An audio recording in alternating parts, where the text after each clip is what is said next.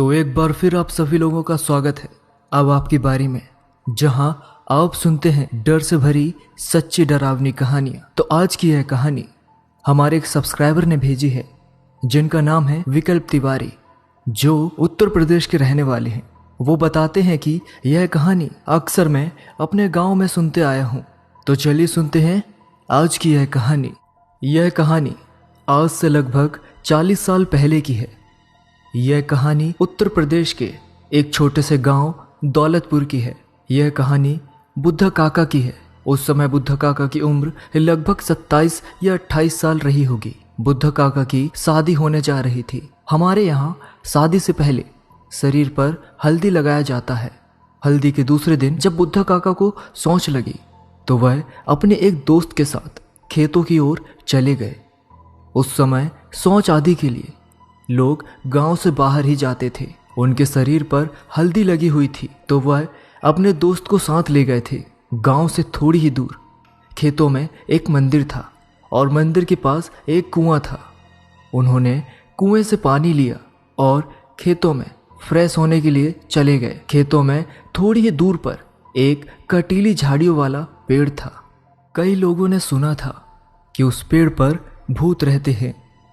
कई बार तो लोगों ने उस पेड़ के आसपास कुछ डरावनी आवाजें भी सुनी थी, लेकिन अब तक कोई भयानक हादसा किसी के साथ नहीं हुआ था। तो उस पेड़ के बारे में लोगों में इतना ज्यादा भय नहीं था। सब लोग हंसी मजाक में इस बात को उड़ा दिया करते थे। बुद्धा काका और उनका दोस्त फ्रेश होने के लिए उस पेड़ से लगभग 50 कदमों की दूरी पर बैठे हुए थे। जब वो लोग फ्रेश होकर जाने लगे तब उन्होंने अपने पीछे कदमों की आवाज सुनी।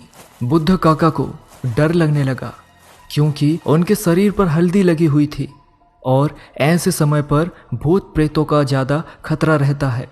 डर के मारे दोनों कुएं की ओर तेज तेज चलने लगे। जैसे ही वह कुएं के पास पहुंचे तो वह भूत बुद्धा काका के ऊपर हावी हो गया, जिससे बुद्धा काका अजीब तरह की हरकतें करने लगे। उनके दोस्त को इस चीज का आभास हो गया और वह डरने लगा। अब भूत पूरी तरह से बुद्धा काका के ऊपर हावी हो चुका था और उनको कुएं के पास पटकने लगा, जिसे देखकर उनके दोस्त की सिट्टी पिट्टी गुम हो गई। उनका दोस्त घर की ओर भागा। घर जाकर उसने सारी बात गांव के लोगों को बता दी। गांव के सारे लोग लाठी लेकर कुएं की तरफ भागे। कुआं गांव से ज्यादा दूर नहीं था, केवल 200 मीटर की दूरी पर था। जब गांव वाले कुएं के पास पहुंचे तो उन्होंने बुद्धा काका को कुएं में उल्टा लटका पाया। भूत ने उनके दोनों पैरों को एक रस्सी से बांधकर कुएं में जो घिरनी वाली रॉड होती है उससे उल्टा लटका दिया था। गांव वालों ने बुद्धा काका को वहां से बाहर निकाला। भूत ने बुद्धा काका को बहुत जोर से मारा था। उनके शरीर पर नीले निशान पड़े हुए थे, जिसे देखकर गांव वाले घबरा गए। बुद्धा काका की वो रात उनकी सबसे भयानक रात साबित हुई। उस घटना के बाद गांव के लोग उस पेड़ के पास जाने से डरने लगे। यहाँ तक कि कुएं को देखकर उनकी आंखों के सामने एक भयानक दृश्य आने लगता।